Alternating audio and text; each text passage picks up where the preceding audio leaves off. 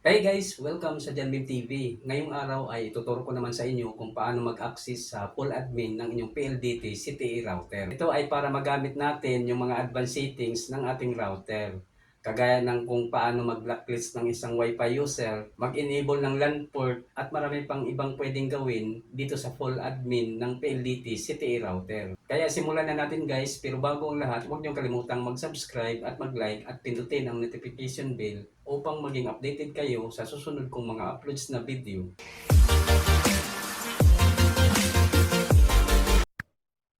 So bago tayo magsimula guys, i-connect muna natin yung ating cellphone doon sa ating Wi-Fi router. I-tap lang natin yan, then i-type natin yung kanyang Wi-Fi password.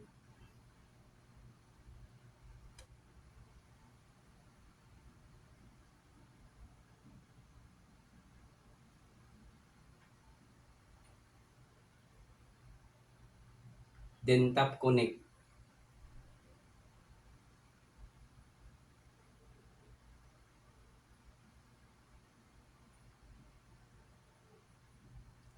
Ayan, connected na tayo. Then next na gagawin natin ay mag-open ng internet browser. Kahit anong internet browser ay pwede nyong gamitin. So itap lang natin itong Chrome. Then dito sa address bar, para makapag-login tayo sa full admin ng router, ay ito yung itatype natin. https://192.168.1.1/PLDT admin login.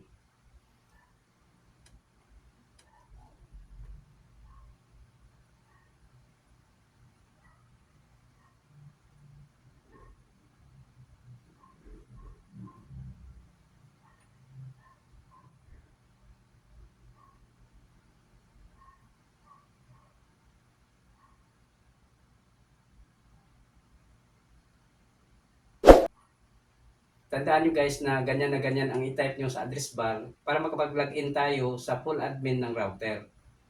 Then itap natin itong go. May lumalabas na warning dito. Your connection is not private. Attackers might be trying to steal your information from 192.168.1.1. For example, password, messages, or credit cards. Pero okay lang yan guys at huwag kayong mag-alala dahil router lang ang bubuksan natin. Kaya itap lang natin itong advance na makikita natin dito sa baba. Then meron na namang warning dito. This server could not prove that it is 192.168.1.1. Its security certificate is not trusted by your device's operating system. This may be caused by a misconfiguration or an attacker intercepting your connection. Pero sabi ko nga kanina, router lang ang bubuksan natin. Kaya itap lang natin itong proceed to 192.168.1.1 unsafe.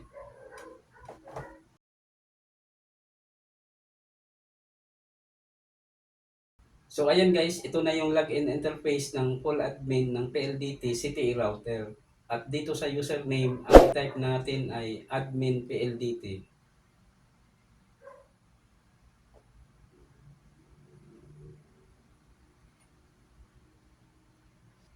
At sa password naman ay HL1A-U9A67340. Then tap login.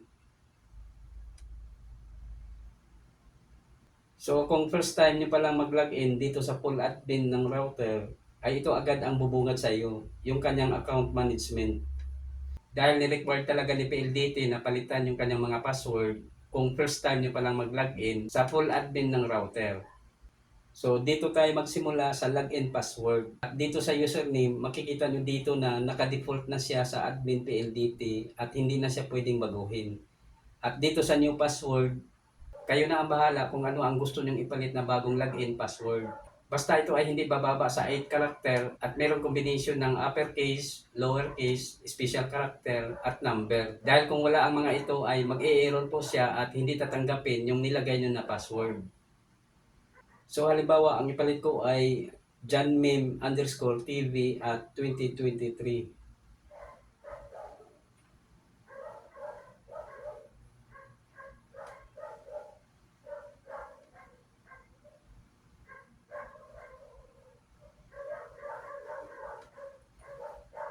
Then, i-retype lang natin sa baba para ma-confirm.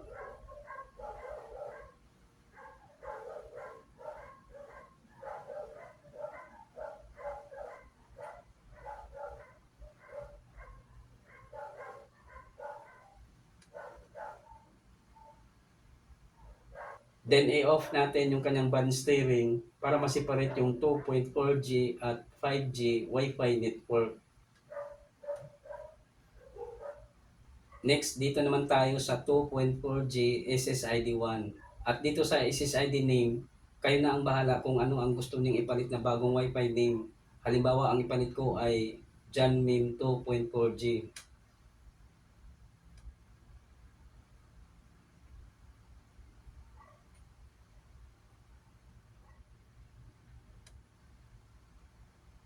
Then dito naman sa password, kayo na rin ang bahala kung ano ang gusto nyong ipalit na bagong Wi-Fi password. Basta ito ay hindi bababa sa 8 character at mayroong combination ng uppercase, lowercase, special character at number. Halimbawa, ang ipalit ko ay johnmeme_tv at 2023.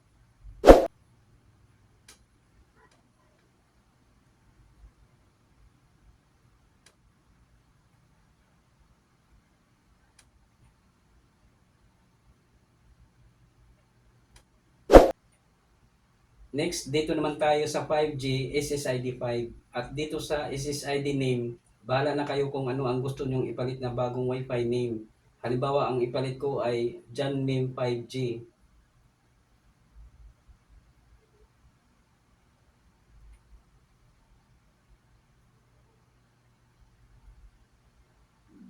Then dito naman sa password, bahala na rin kayo kung ano ang gusto nyong ipalit na bagong Wi-Fi password. Basta ito ay hindi bababa sa 8 character at mayroong combination ng uppercase, lowercase, special character at number. Dahil kung wala ang mga ito ay mag-e-error po siya at hindi tatanggapin yung nilagay nyo na password. So halimbawa, ang ipalit ko ay johnmeme_tv at 2023.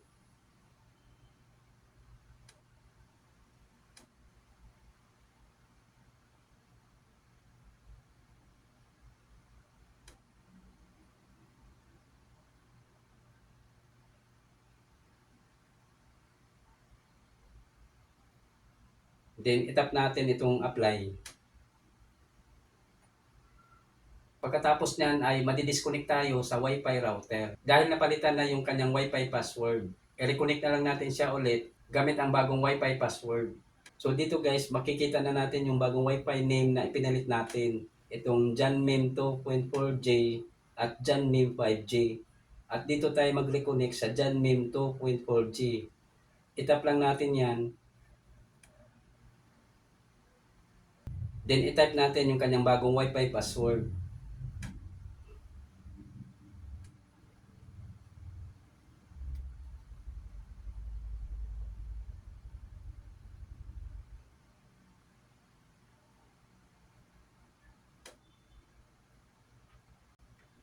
Then tap connect.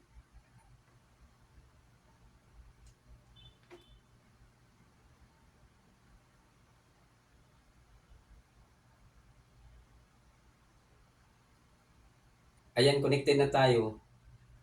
So mag-login ulit tayo sa Wi-Fi router. I-type lang natin ulit yung kanyang IP address.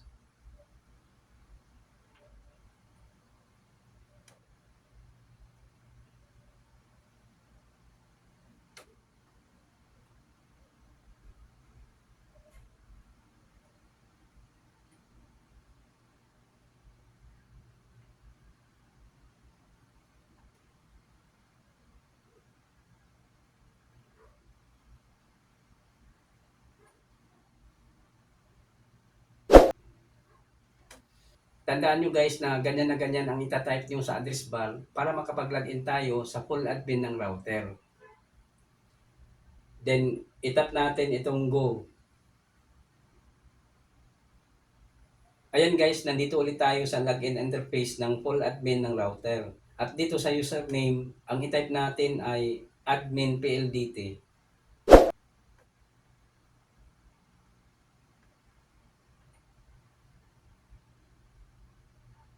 At sa password naman, itype natin yung kanyang bagong login password.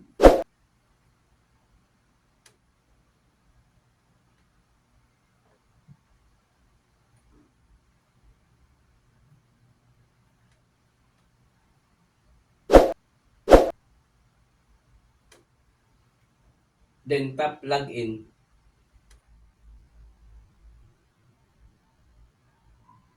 So ayan guys, nakapag-login tayo sa full admin ng router. At dito sa kanyang dashboard, halimbawa itap natin itong internet.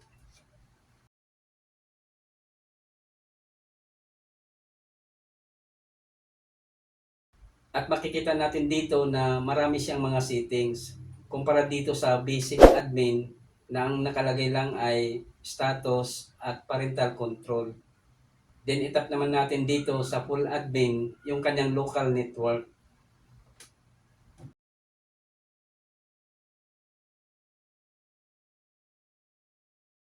At makikita din natin dito na marami siyang mga settings. Kumpara naman dito sa basic admin, nang nakalagay lang ay status at WLAN. So ayan guys, ganyan lang kadali ang mag-access sa full admin ng PLDT CTE router. Hanggang dito na lang muna at sana ay nakatulong sa inyo ang video na ito. Ako po si Rodolfo Membreve Jr. At huwag niyong kalimutang mag-subscribe at mag-like at pindutin ang notification bell upang maging updated kayo sa susunod kong mga uploads na video. Bye!